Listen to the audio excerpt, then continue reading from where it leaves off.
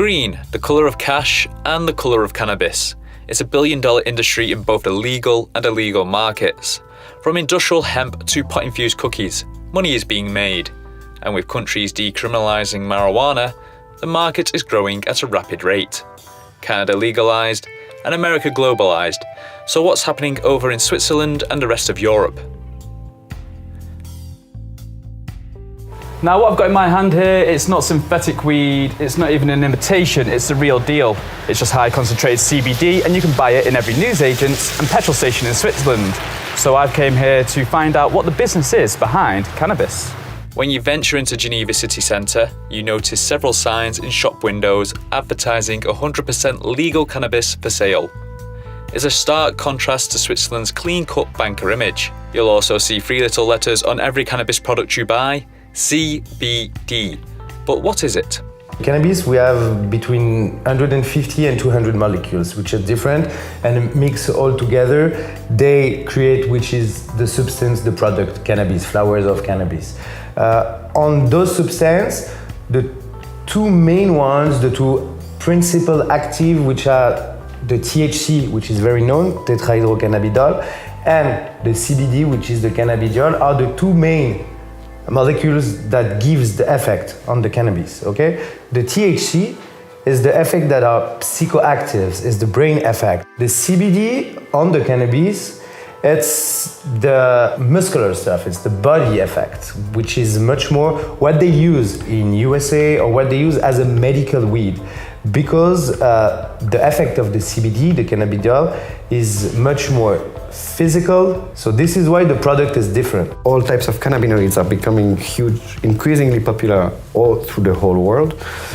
We can see that there's lots of countries or states within countries that do regulate the production, transformation, and use of cannabinoids of any kind. When I'm talking about cannabinoids, it's like all those active substances that are contained in the cannabis. So we all know THC, it is very well known, and there's now this CBD, which is the second largest substance in proportion within the cannabis.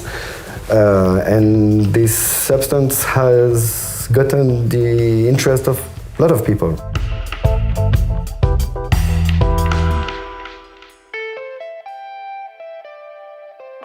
Au niveau des variétés, en Suisse, il n'y a aucune variété homologuée de chanvre, ce qui pourrait poser un petit problème par rapport à ceux qui voudraient se lancer. Par contre, la législation est claire en Suisse. Il faut que le chanvre ait moins de 1% de THC et pour qu'on puisse le cultiver en plein champ. Et on peut se référer à la liste européenne des variétés de chanvre homologuées. Donc c'est vraiment cette liste en Europe qui fait foi. Après, justement, on doit, pour ce qui est du chanvre, comme ça produit chez des agriculteurs, on doit se référer à des variétés autorisées et avec ces taux qui peuvent être contrôlés. Especially regarding CBD, it works as a counter effect of THC. Meaning that it could reduce some of the anxiety induced by high THC cannabis. So that has this like balancing effect. What we sell here and what is tolerated in Switzerland, what is legal, is the weed with less than 1% THC is not considered as a drug. Okay? And the CBD itself is not considered at all as a drug. So you can put every percentage of CBD you want in the weed. Legal cannabis is clearly a booming business here, but who was it attracting? New buyers or customers from the black market? There's this idea that cannabis users always seek for the strongest dope, having a good bang for the bucks. But that's also a vision that is confronted by reality. Those cannabis products are not psychoactive, but they're well sold, and particularly among the cannabis users. So that means that in the end, those cannabis users, they are also quite rational, and they don't seek always to get the strongest dope, but they seek to get dope that meets their needs. And if the need is not to be totally crazy in your head, maybe you want something more relaxing. And you can find that in CBD. People, they rely much more on a shop. They rely on the fact that it's okay. They can pay with a credit card.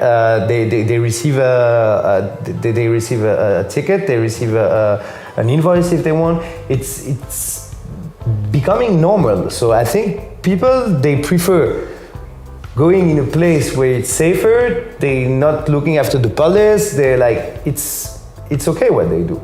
But some of the other people that smoke THC weed, they try to smoke less also, which is kind of a customers, and they replace, or it's kind of a substitute product, you know, because they can maybe smoke only one THC at the end of the day, which is very strong, but during the day, they can maybe smoke something which is tasty, it's not a cigarette, it's not nicotine, it's natural, and they won't get this brain high and they can still work. So this is how it takes a bit out of the black market. One of the effects we have heard now from the police is that the price on the black market is going down. We have normally a price of 10 to 12 francs for a gram of cannabis on the black market. The legal cannabis, it's 2 to 3 times higher the price, so it's very strange that people buy it legally because the price is really 200% more than the illegal cannabis, but now it's going down, this illegal market price, to 6 to 7 francs per gram, which is 30 to 40% less than some months ago. What I can observe from the discussion I had with different actors and operators in this business is that in the dedicated shops, meaning those shops that only sell CBD products, so these young baby boomers that might have already consumed cannabis when they were teenagers and they want to get back to some kind of nostalgia, I would say. And they found those products in those dedicated shops. Tobacco shops do sell more to younger demographics. That's what I've been listening to different tobacco shops whom I've been discussing. Saying, yeah, there's a lot of young people who come and most of the time they do buy a package, try but not come back. Is there a grey area which allows people to consume these products? That remains unclear, but the government is taxing it. So are they regulating it too? It's taxed like a cigarette-like product. That means a very high tax of 25%. So if you buy cigarettes or this kind of products, it's seen like a smoking product, and in this sense, it's under the law of tobacco. But on the other way, which is just an interesting stuff, they ask us, the Federal Office of Sanitary in Switzerland, they ask us to put on our product, on the package, that this is not a tobacco product. So you see, they ask us to say it's not a tobacco product, but on the other hand, they tax us as a tobacco product. So still it's a bit complicated. And we need to provide this certificate that our products are less than 1% THC. This is the first thing we need to do. Then we need to register ourselves through the sanitary office, through the sanitary government administration in Switzerland. We have to declare our products and we have to show how we're going to sell them. Okay, so the packaging and the everything that needs to be put on these packages is very important. So they guide us on that. And third, the other point is we also have the customs that we have to declare our product. We have everything that we grow, we have to declare it. Everything that we sell, we have to declare it. And on that, they tax it. So they control. And they also ask the certificate that the product that we buy, we grow, or we sell is less than 1% THC. The CBD, they don't care this analysis. It's for the THC. Very recently, a very intelligent businessman decided to use this definition to produce cigarette-like products with cannabis inside. He has introduced something which creates clearly a hard work and hard task for the police to decide is it inside or outside. At the beginning they have made tests and the products are really under 1% that you find in the kiosks. But if you find somebody smoking outside the kiosk in the city and you say that's a legal product, then for the police it's very hard to find out if this is really right or not. So they have to test the product, and until now they have always confiscated the product and decided a fee for the people who were smoking cannabis-like products. And then the people has to contest this decision, and then there will be a test which is 500 francs, $500 test that will be done, and if they find out that it's under 1%, police will pay that, and if it is up more than 1%, people will pay that. But you see, it's so complicated. In fact, in many cities in Switzerland, police has decided no more to talk to the people who are smoking cannabis-like products because it's too complicated. The verification, it's too complicated to enter in a discussion concerning this THC level. In other words, the introduction of this legal cannabis without THC or with very low level of THC has created, in fact, something like legalization of all cannabis products in this country. Jusqu'en 2012, la loi en Suisse, elle était différente. On pouvait cultiver n'importe quel chanvre. C'était pas, il n'y avait pas de restriction au niveau variétal, au niveau teneur en THC, mais la loi disait on n'a pas le droit de cultiver du chanvre pour la drogue. Donc on avait d'autres variétés qui avaient plus de THC, même qui ne nous intéressaient pas, ce THC, mais plus de THC, plus d'huile essentielle. Et c'était le produit final qui était pris en considération par rapport à la loi. Et il y avait absolument pas de THC, de l'huile essentielle, donc c'était conforme à la législation suisse.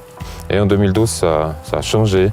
On a donné un peu plus de possibilités d'utiliser le chanvre au niveau médical. Et puis on a restreint les droits pour les agriculteurs où maintenant c'est plus n'importe quelle variété, mais elles doivent être limitées à un pourcentage de THC d'1% maximum. To sell it, you don't need a license. You need a license as seller of alimentary products or of tobacco products. So the selling is nothing. The product is inside. It's a nice question. It's inside the law for food and not inside the drug laws. So in a certain way, it's like selling tomatoes, selling this product. The oil, for instance, or medicaments based on CBD and THC normally too, they are in another law. They are in the law for the drugs and the drug control law, and they need a special license to give it up to people. So you cannot sell oil in this moment legally. If you don't have a license for a medical production. An industry has come from this plant, and there is a huge potential for a commercial market. So what kind of business opportunities is this product providing in the world's banking capital? Nos clients sont principalement des entreprises qui produisent des produits alimentaires où l'huile essentielle est utilisée pour les aromatiser, soit des thés froids, des boissons, des caramels, il y a de la vodka aussi au chanvre. Alors, notre produit est vraiment utilisé pour aromatiser ce chanvre. Après, il y a d'autres clients qui l'utilisent pour une aromathérapie, pour des massages, pour des soins, mais c'est vrai que le 90% c'est utilisé comme arôme alimentaire qu'on vend en partie en Suisse, mais principalement à l'étranger. Why suddenly all the weed we can find here in Switzerland in grow shops, in shops, and people they open shop? Yes, but it's not because it's becoming legal again. It's because the product has changed. So it's very important to know that. But yes, to us, we very believe that it's going to grow everywhere in Europe. Research shows that CBD could be useful for anxiety, for instance, and also, but that's going to be the general things on pain, inflammatory things, and epilepsy. And there's been a lot of trials around that, and companies already preparing drugs containing CBD to treat epilepsy. There are more and more elements showing that, yes, there are some medical properties on those substances. And last but not least, Or the collection of stories from patients that do use that, but they use that on an informal way and without the control of their meds and all of that, and they do say that they feel better. The THC, and this is why the THC causes a lot of trouble since a lot of time, it's because it's much more difficult to explain and to study the THC. And one of the study will say, okay, it's good, and the other will completely destroy it. On the CBD, we don't have this problem because mainly 95% of the studies, they all say, okay, CBD is good.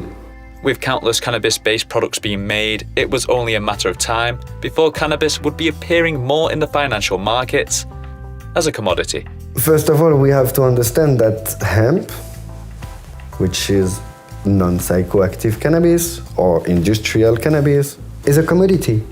It does exist, there's a market for that. China is the biggest producer, France is the second, and it does exist. It does exist, there's an industry in the construction, in the food, in the cosmetics that use hemp or cannabis derivatives. So it does exist, there's already international business about that. So what does it change with CBD? It's another variation of hemp. To be honest, it is already, in USA, it's already a commodity. Now, yeah, you have some private equity funds on the stock market in US that invest only in cannabis. People are gaining many money with cannabis, not sellers. They have very marginal provisions, but on the producer side and on the side of organizing to bring the cannabis to the sellers, there are very high profit rates. Je pense qu'il y a un renouveau pour les chanvres au niveau mondial. On le voit, on parle beaucoup de ces productions de chanvre. Alors là, il y a un renouveau au niveau du chanvre récréatif. Par contre, au niveau de la production du chanvre à d'autres usages agricoles, pour de la fibre, pour des alimentaires, pour des graines, là aussi, il y a un regain un petit peu de demande, France par exemple, mais c'est très lent, c'est très lent. Et peut-être que ce sera péjoré par le fait justement qu'on remet le chanvre, la production de chanvre pour du CBD ou pour même pour la dépénalisation, pour le THC. C'est possible que ça pénalise le chanvre, comme on le fait pour des productions qui n'ont rien à voir avec des stupéfiants ou autres. I think we can enter in a normalization of this commodity and bringing it out from this black market and saying simply you can invest in this product as producer, for instance. That could be a private producer of this product. You can invest in this field as an association who want to be there to create good products. So I think we are going in direction of a normal commodity. There's an industry now. We visit some places in Colorado. It's usines. It's big game.